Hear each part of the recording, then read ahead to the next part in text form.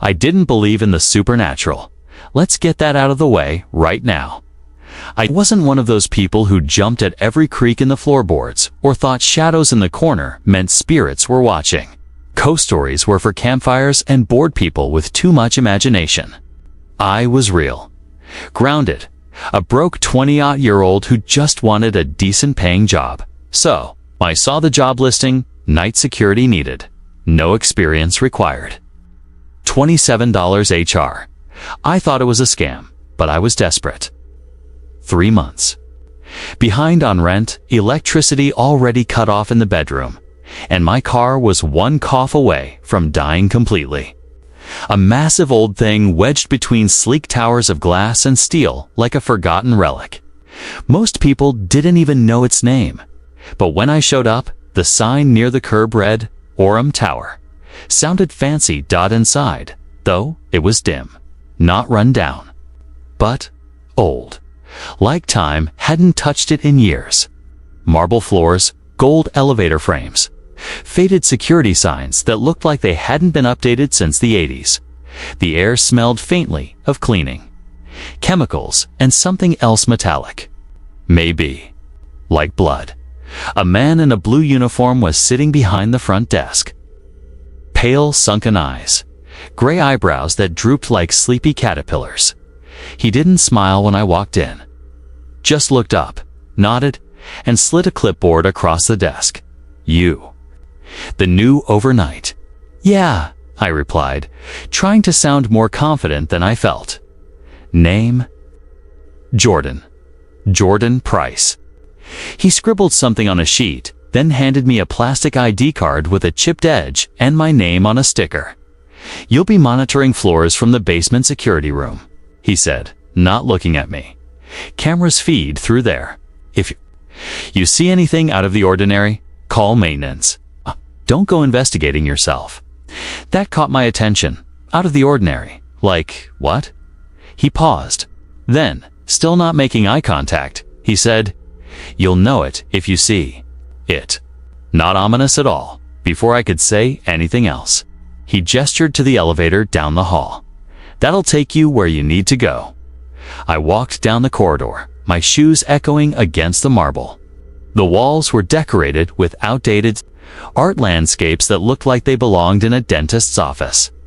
But what really stopped me was the elevator. There was only one button on it, not up or down. Not a panel of floor numbers, just a single button. Glowing red. 13. I stared at it, pressed it out of curiosity. The doors slid open silently. Inside, the elevator was pristine. Its polished mirrors, silver handrails, spotless floor. But again, no buttons. Only that same 13 inside the panel, glowing softly. I didn't enter. I wasn't sure if I was allowed to. I was supposed to go to the basement, right? I turned around, headed back to the front desk. Hey, I called out. There's only a 13 button in the elevator. Is that normal? The man didn't answer. Right away, then he looked up slowly and said, Don't press it.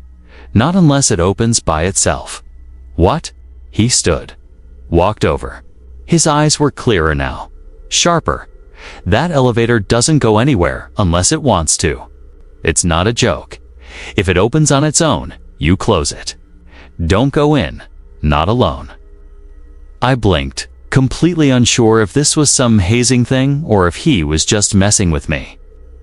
But something in his tone wasn't sarcastic. It was serious. Tired? Like he'd given this speech before more than once. I ended up taking the stairs down to the basement. The security room looked like a time capsule. Old CRT monitors, a cracked microwave, a pile of dust-covered binders, and one working computer. That ran so slow I thought it might have Windows 95. But the camera feeds were crystal clear. Every floor 1 through 12 was shown on split screens, except there wasn't a camera for floor 13. I looked again. Floor 12, then it looped back to the lobby. No 13. Just like most buildings, I guessed. Superstition. I leaned back in the creaky chair, took a sip of my vending machine coffee, and tried to relax. The first few nights were uneventful. I read, watched the monitors, and sometimes paced around the basement to stay awake. A few cleaning staff came in and out on floor 4 and 6. The only odd thing I noticed was how few people actually used the building at night. Barely any lights turned on above floor 8. Most of the time, the building seemed completely empty. But on my 5th night, something changed. It was exactly midnight.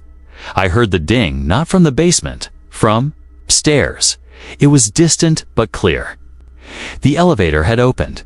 I flipped through the camera views, trying to spot movement. Nothing on floors 1 through 12, but in the lobby.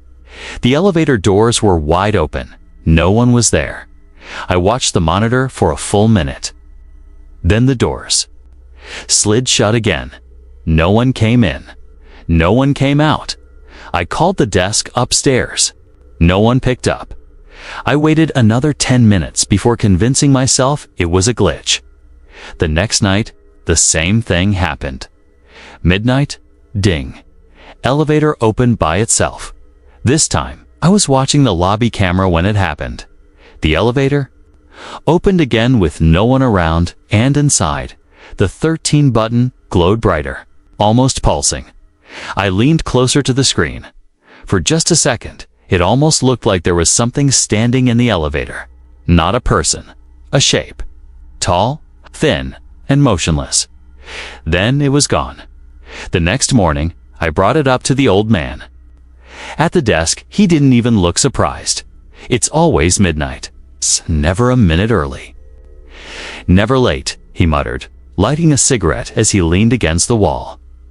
What the hell is going on with that elevator? He took a long drag and exhaled slowly. They used to say the building had 14 floors, but no one remembers. What was up there?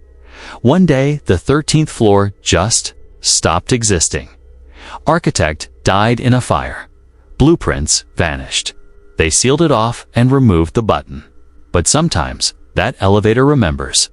I waited for him to laugh, to smile, to reveal the prank, but he didn't. You're saying it's haunted, I'm saying, he said, voice low. Don't go in. No matter what you hear, no matter who you see. That night, I kept my eyes locked on the monitor.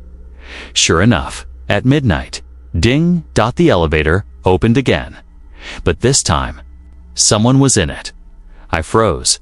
A woman stood inside. Pale skin, long black hair, barefoot in a hospital gown. Her head was tilted slightly, her eyes staring directly into the camera. At me, she didn't move, didn't blink, just stared, and then she smiled. I scrambled back in my chair, knocking over my coffee. When I looked back at the screen, the elevator was empty again. The doors closed. My heart thudded in my chest, like a drum. I could still feel her eyes on me. I rewound the footage. She wasn't there in the playback. The elevator was empty the entire time. I didn't sleep that morning. I sat in my room, lights on, every door locked, phone clutched in my hand. Like a weapon, maybe I was hallucinating, sleep-deprived. Maybe it was the coffee, or stress, or the power of suggestion from that creepy old man. But something about the look in her eyes felt real, too real. Over the next few nights, I tried to ignore it. I focused on the cameras, kept my head down, didn't talk to the man at the desk anymore, didn't go near the elevator. But one night to night 10, it's changed again, at exactly 12 hours, 0 minutes, and 0 seconds. The elevator opened. This time, it was waiting for me. The doors didn't close. 5 minutes passed, then 10, still open, still. Glowing, it was like it was, inviting me. I didn't move, didn't even breathe loud. And then, the lights in the basement flickered. The monitors went black. All of them except one. The lobby feed, the elevator. And on that feed, the woman was there again. Closer now. Not inside the elevator this time. She was in the lobby, looking at the camera. No smile, just staring. And then, slowly, she raised her hand, pointed at the screen, at me. I stood up so fast, I knocked over my chair. My legs trembled as I backed toward the far wall, heart slamming against my ribs. I didn't want to go up. I didn't want to check. But I couldn't. Just sit there, either. The screen flickered. The lights came back on. The monitors returned to normal. The elevator was closed again. Empty. Gone. But I knew then, that wasn't the end. That was the beginning.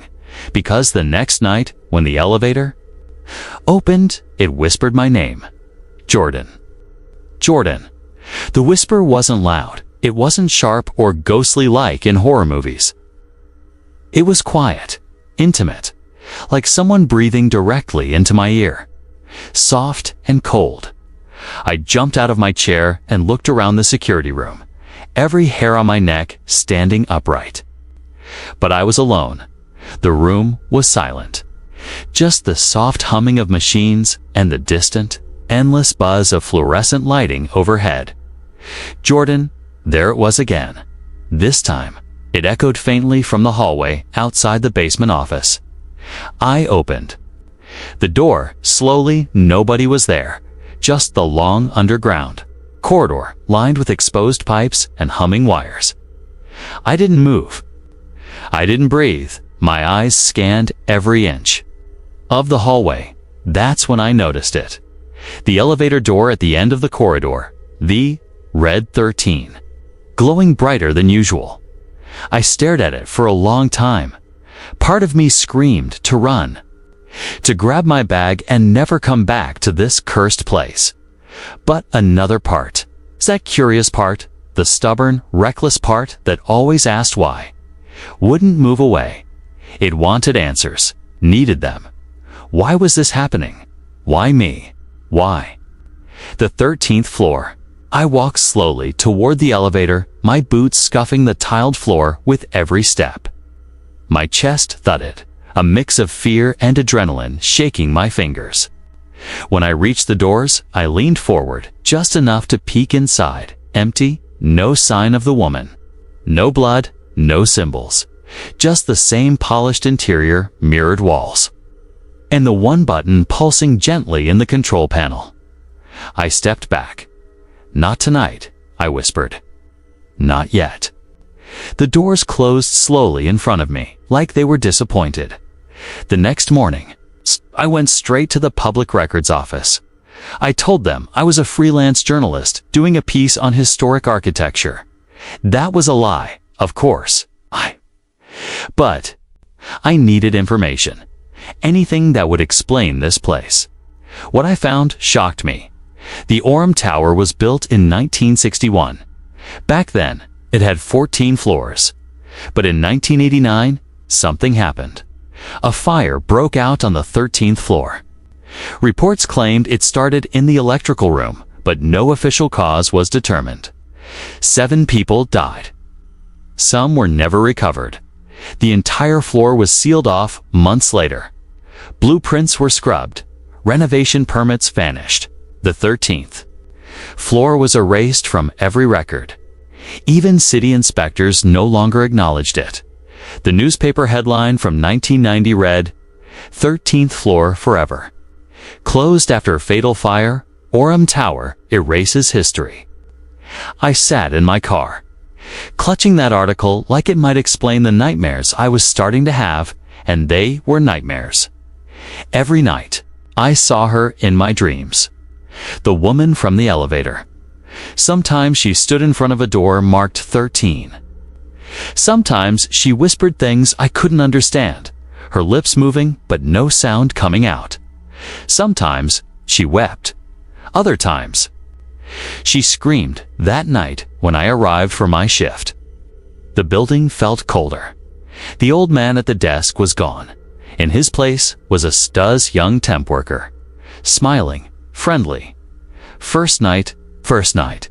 I asked him, "Yeah, heard it's an easy gig." I gave a half nod. "It can be. Elevator's weird though," he added. "Only has a 13. I froze. He didn't sound scared. more amused than anything. Like it was a fun little mystery. "Don't press it," I said. He laughed. "Why not?" I didn't answer. Midnight came. I sat in the basement security room, eyes fixed on the monitors. The elevator doors opened. The red glow filled the screen, but this time there was someone else inside. Not the woman. Not a shadow. It was the new guy. The temp. He stood in the elevator, looking straight ahead. Still blank-faced. I grabbed the radio. "Don't go in." I barked. He didn't respond. He didn't move, just stood there, and then the elevator doors closed. With him inside, the red 13 light vanished. I flipped through the monitors. Lobby, empty. Floors 1 through 12, empty. No sign of him anywhere. I called the front desk. No answer. I sprinted upstairs, heart pounding, nearly tripping over the steps. The lobby was dark, too dark. The overhead lights flickered erratically, casting jerky shadows across the floor, and then the elevator doors opened again. No one inside, but a single shoe sat in the middle of the floor. A work shoe, the same kind the new guy was wearing. I stepped back. This was real. This was happening. I wasn't losing my mind. I called the police. They came, looked at the elevator, checked the building, found nothing. No records of a 13th floor. No logs of a new temp hire. They asked if I'd been drinking. When I showed them the security footage, it was blank, corrupted. The feed from midnight onward was static. I was left alone again. No report filed. No one believed me. And the next night, the elevator opened again. I didn't sleep for the next 2 days. I stayed in my apartment, curtains drawn, phone off. Every noise made me jump. The nightmares were getting worse. I started hearing whispers outside my bedroom door. "Jordan, come back. We're waiting." I took a week off from work, told them I was sick. But the building? It wasn't done with me, because 3 days later, when I opened my front door to grab a food delivery, there it was. A note, no envelope, no return address, just a folded sheet of paper with 4 words in red ink. "You left the door open." Number. Name, no explanation, just that. I slammed the door shut, locked it, and backed into the wall. Breath ragged and hands trembling. I knew what it meant. The elevator door. The one I didn't enter. The one that waited for me. I had opened it. And now, something had followed me home. By the time I returned to work, the old man was back. He didn't greet me, didn't smile, just looked me dead in the eye and said, "You saw her." I nodded. "She's part of it now," he muttered. "She's chosen you." I wanted to ask what that meant. I wanted to scream. But I was too tired. Too afraid. "Tell me what this place really is," I whispered. He sat down slowly, eyes glassy and distant. This building. It was built over something ancient, not cursed, not haunted, just wrong. It shouldn't exist. They tried to bury it with concrete, with laws, with fake blueprints. But some places don't want to be forgotten. They pull people back in. Back into what? Into their memories, their regrets, their deaths. That night, I made my decision. No more hiding. I had to face it, face her, at midnight. When the elevator doors opened, I stepped inside. The 13 button didn't glow anymore. It just pulsed like a heartbeat. I didn't press it. I didn't have to. The doors closed behind me, and the elevator began to rise. The elevator moved silently. No clunking, no humming cables. Just the soft, unnatural stillness that pressed in on all sides. Like I was drifting through space. I watched the mirrored walls, half expecting them to shatter or show something that wasn't behind me. My reflection looked pale, hollow-eyed, not like me at all. And then the elevator stopped. No sound. No ding. Just a sudden halt that made my heart stop too. The doors slid open. A wave of cold air swept in damp and metallic. Like wet rust and mold, and I stepped out onto the 13th floor. It didn't look like any office floor I'd ever seen. The lights flickered overhead. Long fluorescent tubes that buzzed and sputtered. The walls were cracked, stained with age and something darker that looked too much like blood. The carpet was damp and squelched underfoot, like it had soaked up years of sorrow. There were doors, so many doors. They stretched down a long hallway, each marked with a brass number, but not in order. Room 12, Room 4, Room 9, Room 1, Room 66. Some doors were open just an inch, just enough to see a sliver of shadow. Others were bolted shut with iron chains. Strange symbols drawn in what looked like ash or soot covered the walls. The silence was unbearable, and then, faintly, I heard it, a whisper, my name, Jordan. It came from the far end of the hallway. I turned toward it, every part of my body screaming to go back. But I didn't. I walked forward. Each step felt heavier, like the air itself was trying to push me back. The lights buzzed louder, flickering like they were trying to send some warning I couldn't understand. I passed a room that was wide open. Inside, child's room, a small twin bed, toys on the floor, a mobile slowly spinning above the bed. I stepped inside. The walls were covered in drawings. Crayon scribbled scenes, buildings on fire, stick figures crying, shadows with glowing red eyes. I saw my name written over and over again in messy handwriting. Jordan, Jordan, Jordan. I backed out fast. The next room was worse. A hospital room, cold, sterile, yet somehow still rotting. There was a gurney in the center, straps hanging loose. Medical tools scattered on the floor. The heart monitor was still beeping, but no one was there. Just the sound of ragged breathing coming from the far corner, behind the privacy curtain. I didn't look. I didn't want to know. I kept moving, and then I saw it, the mirror, standing at the end of the hallway, tall and wide, framed in rusted gold. It didn't reflect the hallway. It reflected something else. Forest, dead trees, tad trees, fog, and in the center. But not me now.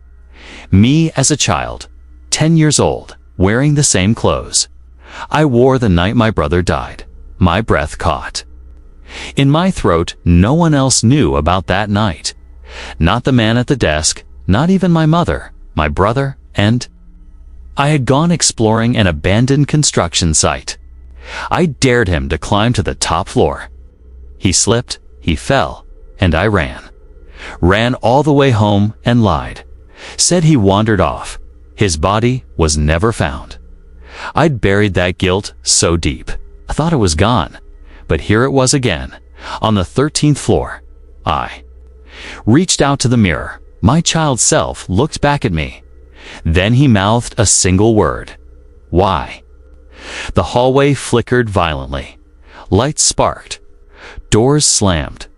A voice shrieked, long, twisted. Inhuman. And then came the footsteps, heavy, fast, behind me. I turned and ran down the hallway. Past the doors, past the rooms filled with memories I had forgotten or forced away. The elevator. I had to get back to the elevator. But when I turned the last corner, it wasn't there. Only more hallway, more doors. And then I heard her. The woman, she was crying. A broken, hollow sob echoing down the corridor. I turned, and there she was, at the far end, barefoot, white gown soaked in darkness. Her hair hung over her face, and her hands trembled as she pointed to the door beside her. Room 13, the only one without a handle. She stepped aside. I felt it pull at me, something in my chest, a pressure, a memory I couldn't place. I walked to the door, raised my hand, and knocked. Nothing happened at first. Then the door opened on its own. Inside was a long room filled with mirrors, hundreds of them, and in every single one, a different version of me. Some screaming, some bleeding, some dead. I took one step in and the door slammed shut behind me. I was trapped. The lights flickered once, twice. Then all the mirrors shattered at the same time, and everything went black. I woke up in the basement security room, sitting in the chair. The monitors flickering. A cup of cold coffee next to me. Had it been a dream? A hallucination? No. I felt it in my bones. I reached for the camera footage. The timestamp was blank, corrupted again. But one camera feed was active. Lobby. The elevator doors were open, and standing inside was the woman, holding a mirror, and in that mirror was me. I didn't know how long I sat staring at the monitor. The image didn't change. The woman stood in the elevator, holding that mirror, motionless, like a frozen frame from a dream I couldn't wake up from. My reflection now, my soul was trapped. Inside it, I should have run. Should have packed a bag, quit the job, and disappeared. But I didn't. I couldn't. The moment I saw my face in her mirror, I knew it was over. She had me now. I didn't leave the building that morning. I stayed in the security room, door locked, eyes twitching with every creak and hum. It felt like the walls were breathing. At noon, the basement lights flickered. Then the computer screen went black. When it powered back up, every camera feed was gone. Except 113th floor. Live Feedy had never seen that option before. It wasn't even labeled like the others. No grid, no timestamp. Just a grainy black and white shot of the long hallway from my dream. Or whatever that was, except it was real. There in the center of the hallway was a door, room 13. It was wide open now. Something was moving inside. Something crawling. I the monitor off and unplugged everything. But I already knew the 13th floor wasn't just a level in a building. It was a memory, a trap, a punishment. That night, I went to the roof. I needed air, sky, anything that reminded me. I still lived in the real world, but the roof was worse. The city lights were out, everywhere. All the surrounding buildings dashed dark, like the whole block had fallen asleep or vanished. Only the Orem Tower was lit, and when I looked over the edge, the street below was gone. Just blackness. No cars, no sidewalks, no stars. Above, just a void stretching in all directions, and behind me, the elevator door stood open, on the roof. That should have been impossible, but nothing made sense. Anymore, I turned and looked inside. The woman wasn't there this time. Instead, the elevator was filled with fog, and in that fog, I saw outlines, dozens of them, people, some with limbs twisted in unnatural angles, some with eyes hollowed out, some still in office clothes, staring into nothing, and among them, the temp. The guy who vanished, his mouth moved soundlessly, mouthing one word over and over. Help. I stepped back. The fog pulsed the elevator, groaned, and the doors closed. I started keeping a journal. I wrote down every dream, every sighting, every whisper. It helped a little. It did feel like I was still me, still human, but then the handwriting. Change, same pen, same notebook, but on the last few pages. The entries weren't mine. They were hers. The woman, I read the final entry. He comes every night, pretends he can save them, but he never remembers.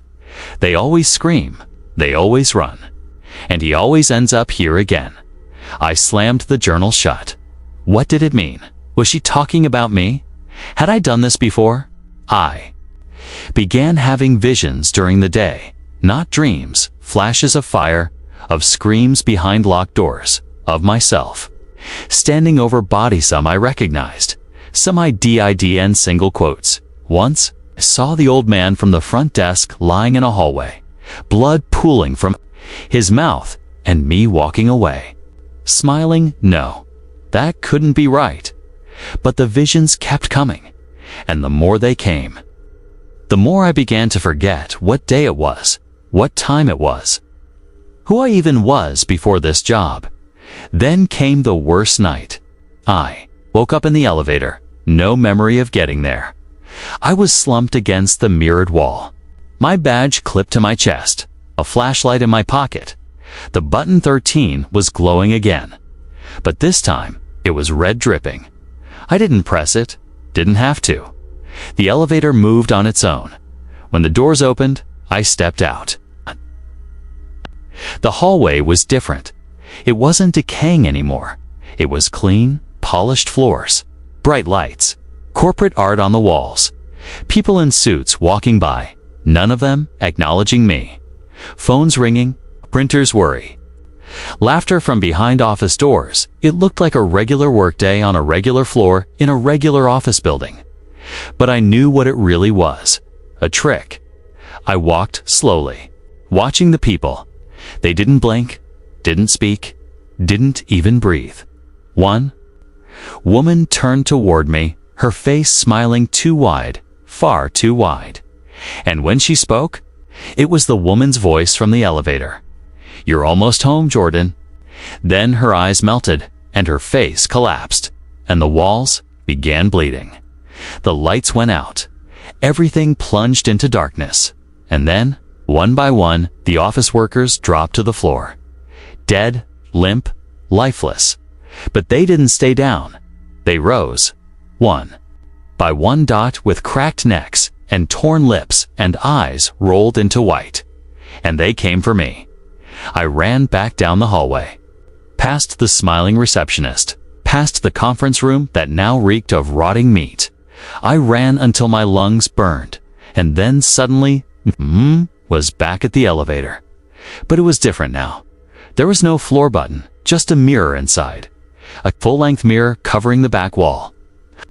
Stepped inside and saw myself, but older, bloody, broken, tears streaming down my face. "Let me out," he whispered. "Let me out before it's too late." I raised my hand to touch the glass, and he screamed. Too late. The doors slammed shut.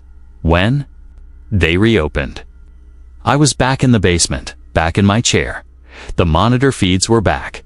The vending machine hummed like always. And I looked down to see the journal in my lap, open a new entry at the bottom, in my handwriting. I opened the door again. I went back. I always go back. I never learn. I don't remember writing that, but I knew it was true. I tried to quit. I walked into the manager's office the next day, first time. I'd seen it, but there was no one inside. Just an old typewriter on the desk, and on it, a sheet of paper, typed in all caps. "The elevator only goes to the 13th floor. There is nitrogen monoxide. Exit contract." I turned around. The hallway outside was gone. Only the elevator remained open, waiting, and from somewhere deep inside it, I heard my own voice calling me. It was cold. Not the kind of cold that makes you shiver, but the kind that settles deep in your bones and whispers, "You're not going to leave here alive." I had woken up in a room that looked exactly like apartment 13, except this time. The walls were bleeding. Yes, bleeding. The wallpaper pulsed like flesh, veins running under the surface. When I tried to scream, nothing came out, only the faintest rasp of breath. I stumbled toward the door, but there wasn't one.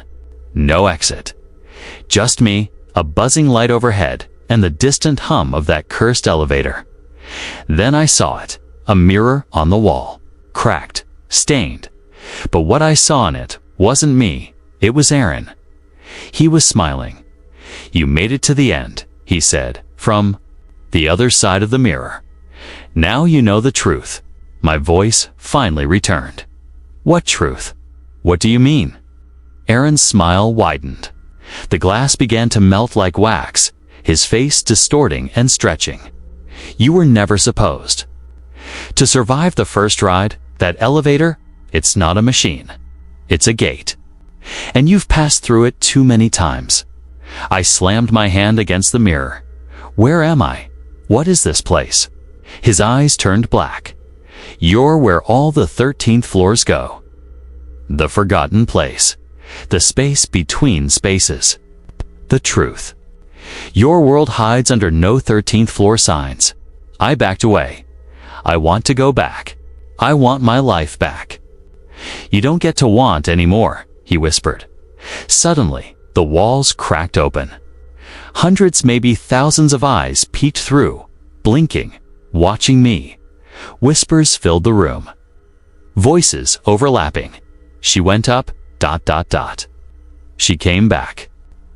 Down, she broke the loop. She has to pay.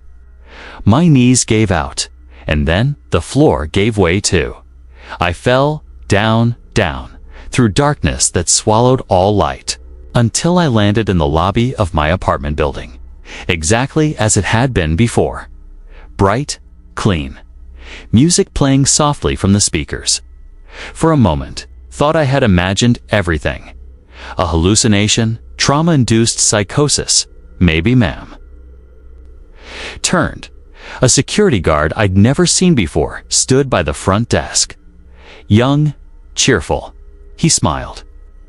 You've been sitting there for a while? Everything okay? I nodded slowly. I guess so. Just a rough night. He tilted his head. You live here? Yeah. Apartment 7B. He typed something into the computer, then frowned. There's number 7B. This building only goes up 6 floors. I froze. What are you talking about? I've lived in 7B for years. He shook his head. You sure you're at the right building? This is 114 Crescent Heights. I blinked. That was my building's name. Or so I thought. Suddenly, my phone buzzed. A notification. But it wasn't from my usual apps. Elevator notification. Floor 13A. Now open, I ran out of the building and into the morning sun, panting, looking around like a lunatic. The streets looked the same, but no one recognized me. My card didn't work. My number wasn't listed. I ran to my old job, but someone else had my name. It was as if I had been erased, like I never existed. That night, I went back to the building, desperate. Maybe I could reverse it. Maybe I just had to ride the elevator one last time. But it was gone. Not just deactivated, physically gone. The shaft was sealed behind bricks, as if it had never been there. Weeks passed. I lived in shelters. Outright. To contact people, but my phone number was unregistered. My fingerprints weren't in any system. No ID matched my face. I had become no one. And then, one evening, sitting alone in a soup kitchen, I heard someone whisper behind me, "She's the one who came back." I turned. Aaron, still smiling, still untouched by time. "You left the door open, you know," he said calmly. "And now, others have started to find the elevator." "What do you want from me?" He leaned close. "There's only one way to close the door. Someone has to go back, and this time, stay." I had a choice. To accept a life of being forgotten, or go back into the nightmare. Guess what I chose? I waited for the elevator to reappear. Every night, I walked to Crescent Heights and watched. Eventually, after 13 nights, the bricks were gone. The doors were there. Waiting, I stepped in. Pressed 13. The lights flickered. The air thickened. The floor? Numbers glitched out just like before. And as the doors opened, I saw not just Aaron, but dozens of others. People like me, lost, broken, trapped. They all looked up and whispered in unison, "Don't look behind you." I turned anyway, and that's when I finally saw it. The real entity behind it all. Not Aaron, not the elevator, but something older. A shape in the void. Its face was a mirror. And in that mirror, I saw myself, smiling, cold,